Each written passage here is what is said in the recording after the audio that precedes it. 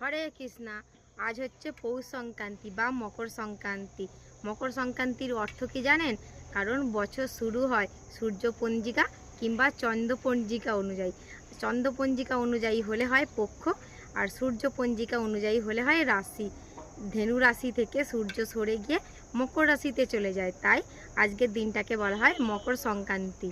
আর আজকের দিন থেকে সূর্য আস্তে আস্তে উত্তর মেরুর দিকে একটু একটু করে এগিয়ে যায়, তাই আজ থেকে শুরু হয় উত্তরায়ণ বা উত্তরায়ণ সংক্রান্তি আজকের দিনকে বলা হয়। আজকের দিনের মাহাত্ম্য প্রচুর। আজকের দিনে মা যশোদা কৃষ্ণকে সন্তান রূপে পাওয়ার জন্যে পূর্বজন্মে আজকের দিনেই তপস্যা আরম্ভ করেছিলেন। দেবতা আর অসুরদের মধ্যে আজকের দিনেই যুদ্ধ অবসান হয়েছিল। চৈতন্য মহাপ্রভু আজকের দিনেই সন্ন্যাস ধর্ম গ্রহণ করেছিলেন।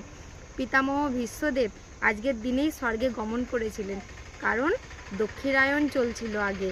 সেই দক্ষিণায়নের সময় উনি অপেক্ষা করছিলেন 58 দিন, যাতে কবে উত্তরায়ণ আসবে, আর উত্তরায়ণ এলেই উনি স্বর্গে গমন করবেন। তাহলে আজকের দিনের কত মাহাত্ম্য বলুন তো।